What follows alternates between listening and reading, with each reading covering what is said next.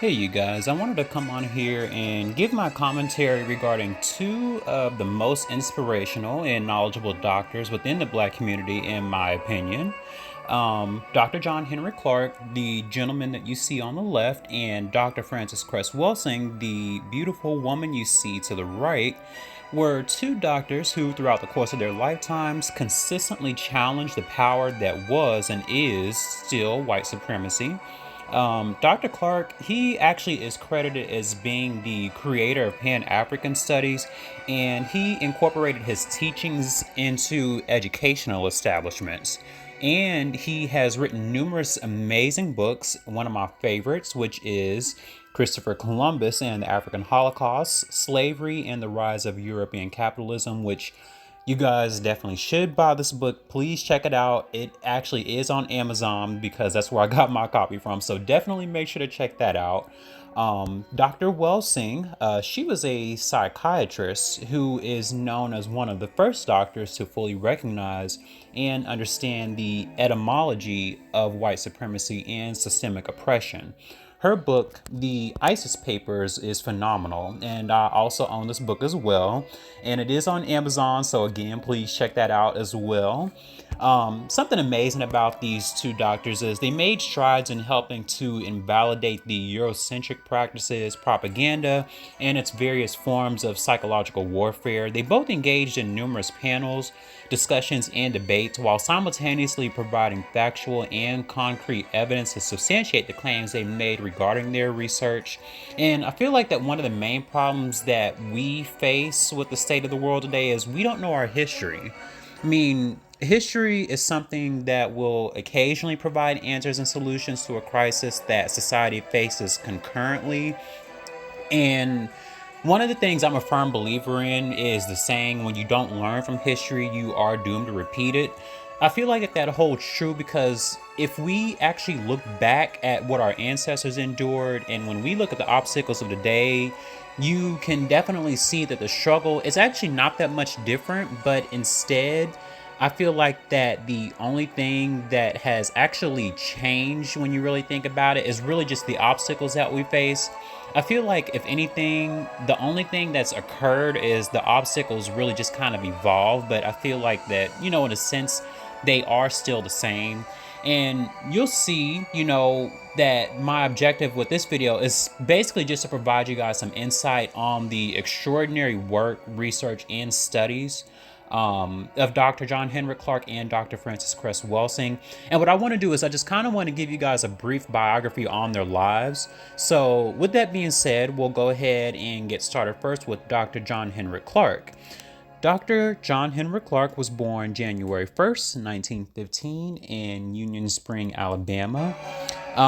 He was born to John Clarke and Willie Ella Clarke, and unfortunately his mother passed away when John was still just a young child.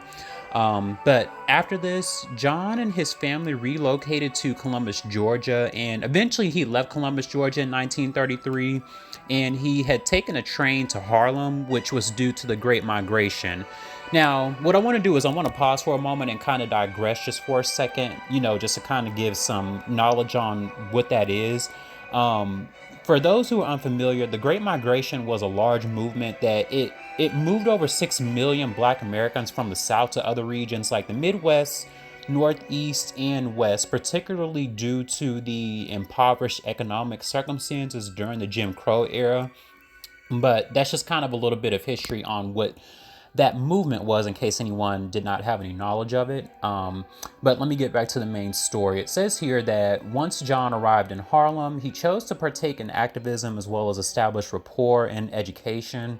It was at this point that he even decided to change his name to include an E at the end of his last name, and included an additional part to his name, Henrik, after a playwright by the name of Henrik Ibsen. So that's an interesting fact that I don't think a lot of people know of, if they do know who Dr. John Henry Clarke was. And another interesting fact as well is he actually had served in the military for World War II. He had become a professor at Hunter College for almost 20 years in African Studies, where he was also the chairman of that department. And amazingly, he also went to Cornell University and was an honorary member of African American Studies at this university. Now, during the year of 1968, he actually discovered the African Heritage Studies Association as well as the Black Caucus of African Studies Association. And Dr. Clarke eventually went on to earn a doctorate from Pacific Western University, which when I tried to Google that university, a source of mine close to me actually said that this university is actually now known as California Miramar University. And what I want to do is I actually want to have you guys actually listen to one of Dr. Clarke's debates because I feel like his knowledge is actually regarded as legendary in my opinion. And this is one of the reasons why I feel all black people should know about this magnificent and amazing man. So, with that being said, I will let you guys listen and I will come back more for additional commentary. So, just take a listen to this and I will come back. Oh, but before I get to that, this is actually a debate that was between Dr. John Henrik Clarke and Mary Lefkowitz. It's a debate called The Great Debate that had taken place in 1996. So, with that being said, I will let you guys listen to a little portion of this debate and I'll leave the link in the description to show you where I found this debate. So I'll go ahead and let you guys listen now. Thank you very much. Professor Clarke. I came to this subject before I was 10 as a Baptist Sunday school teacher. I wanted to teach junior class in Sunday school, so I learned to read very early.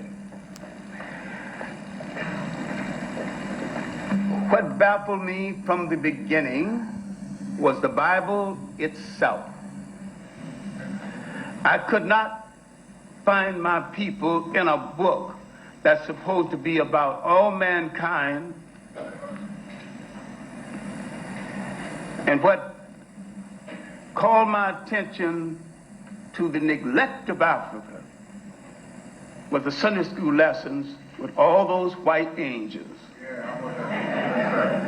And when they said God is love, God is kind, God is no respect of kith or kin, I kept wondering, why didn't he let at least one or two little brown or black angels sneak into heaven? So I began to suggest that somebody else had tampered with God's book in favor of somebody else, and that the Bible to a great extent was a rationale for European domination, but had been used as such. Then, coming to, after leaving Georgia, after a white man that I'd worked for, if he's alive today, he's a liberal with a capital L. His name was Gagsteiner. I asked him about some books on the African people in ancient history. And in the language of the South, he let me down slow. He spoke kindly. He said, John, I'm sorry that you came from a race that's made no history. But if you persevere, if you obey laws and study hard, you make history someday, and you personally might one day be a great Negro like Booker T. Washington. Booker T. Washington was the one thing whites approved of at that time. All right, while doing chores at a local high school, holding the coat and the books of a recitalist, I opened a book called The New Negro, and I found an essay by a Puerto Rican of African descent, Arthur Schomburg. The essay was called The Negro Digs Up His Past. Now I knew I was not only older than slavery, I was older than my oppressor. And my oppressor was the last branch of the human race to enter that arena. Mock civilization. Don't get mad, get smart, prove me wrong. Now, in the old Harlem History Club, under Willis and Huggins, long since dead, John Jackson, who died only a few years ago, and we had to take up a collection to bury him. Charles Seifert, J. Rogers, under all of these teachers pointing me to good material, and Arthur Schoenberg telling me, go study the history of your masters. Study the people who took you out of history. Then you'll understand your history. I started on an old chestnut, recently mentioned, H.G. Wells' Outline of History. It is still worth reading. It is a good basic outline. His basic facts are in order. When he tells you about the Crusades, he's not off one iota. But his interpretation is basically Eurocentric to the point of being a prejudiced document. Now, I was reading these kinds of books. I was reading Spingarn's Decline of the West when I was 18 years old. So I began to read European masterpieces, and I began to read European curiosity about Africa. Gerald Massey's 6th volume, Egypt, Light of the World, 2 volumes. Natural Genesis, 2 volumes. Book of the Beginning, 2 volumes.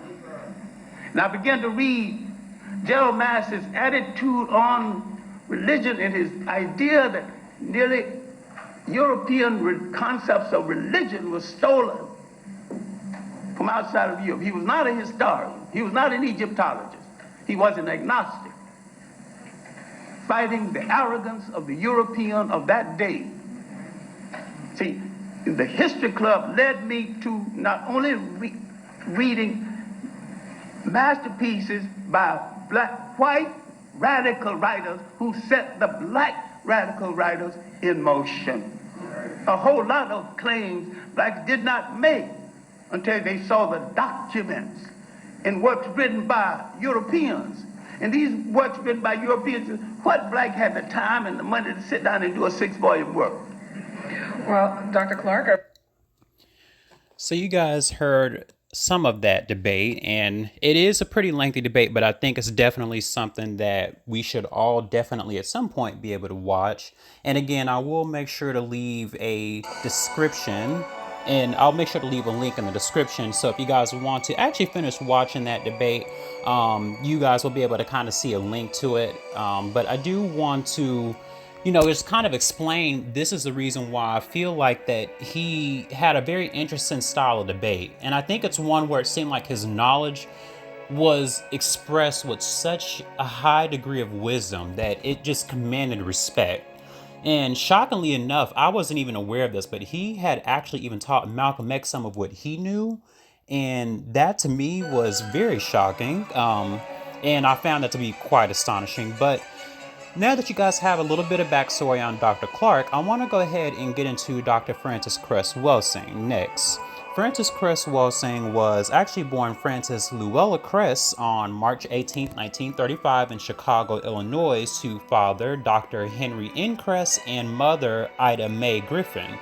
Her father was a physician and her mother was a teacher, so as you guys can see, she was already born to 2 very intelligent parents, which provided a large amount of nurturing concerning the vast amount of knowledge she already came with. And she had went on to earn a bachelor's from Antioch College in 1957. And then she eventually had earned an MD degree from Howard University in 1962. And throughout the 1960s, Dr. Welsing had traveled to Washington, D.C., and she worked at children's hospitals.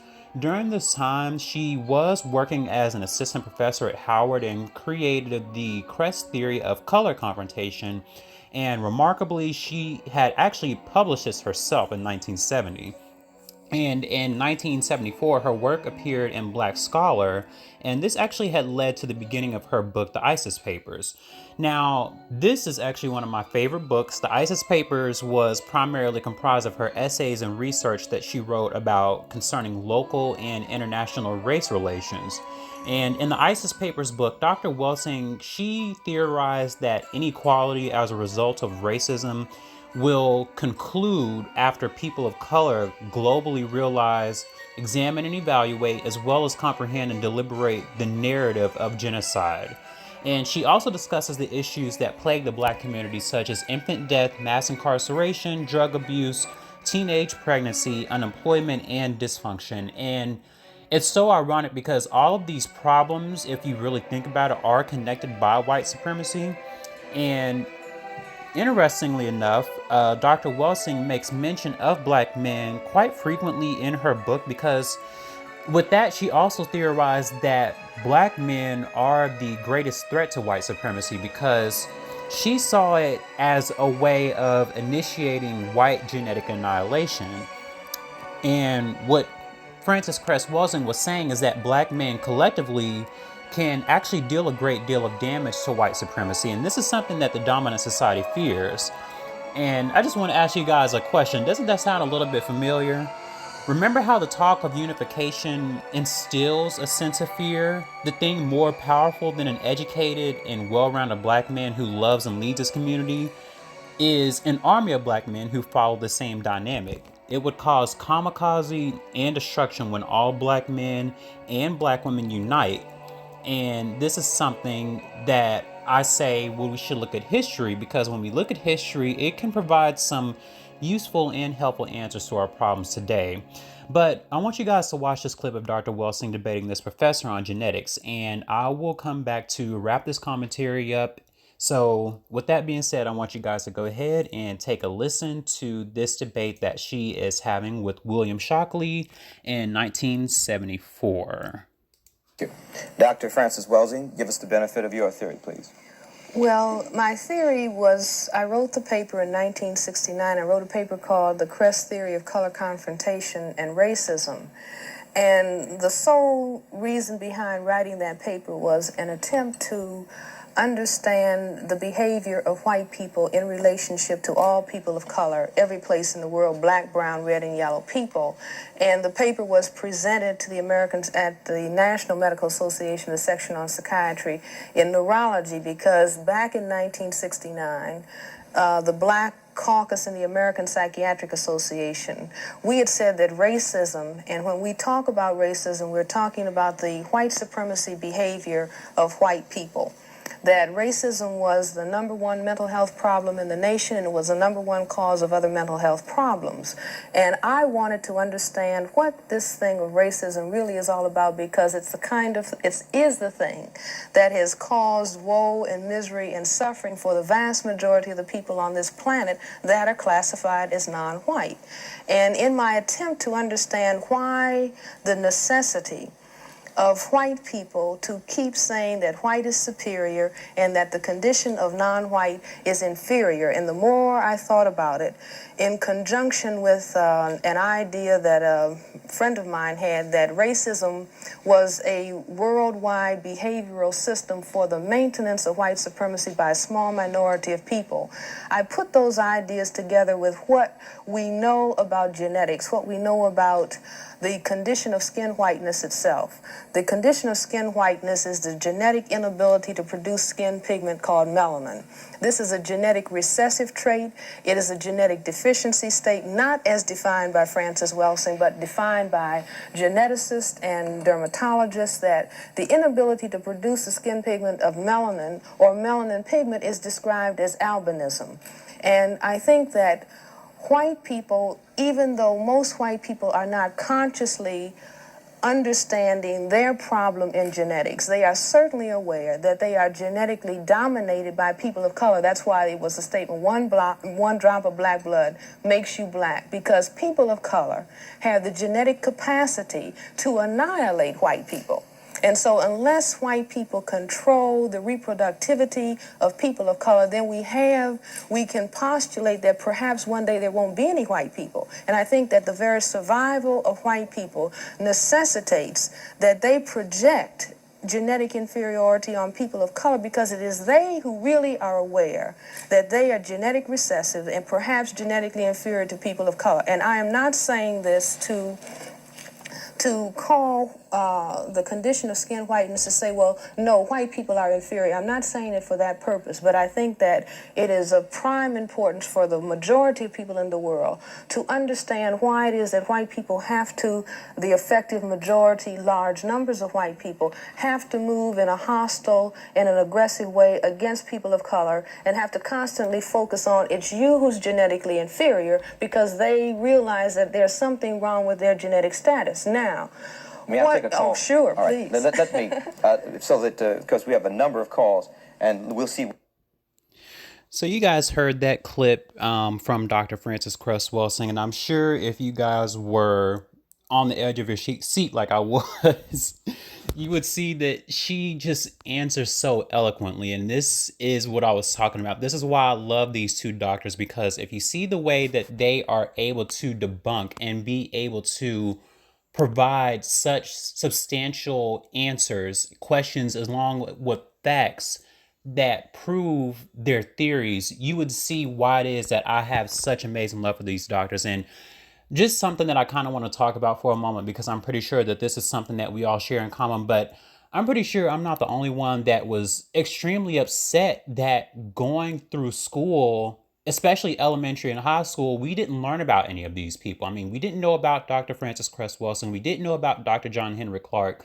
The only people that they taught us about was Dr. Martin Luther King and Malcolm X and the time period of slavery. So basically, it just kind of makes it seem like that black people had no type of relevancy from the 1600s all the way up to the 1960s. I mean, basically, if you leave it up to the common educational system, we basically appeared in 1600.